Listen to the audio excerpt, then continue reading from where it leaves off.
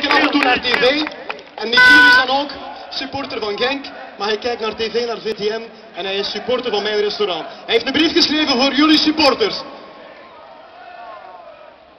Hallo allemaal. Ik ben Michiel, een grote fan van Genk in hart en nieren. Maar mijn lievelingsprogramma is Mijn Restaurant. Ik ben supporter van Anne en Tom van de Bigero in Sint-Truiden. Als Anne en Tom na dinsdag nog meedoen voor de finale, vraag ik jullie voor hen te stemmen. Jullie krijgen ook vele groeten van Anne en Tom uit Sint-Truiden.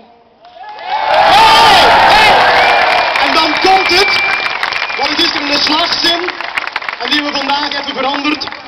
Genk, Limburg, de Bigaro, wij zijn er klaar voor.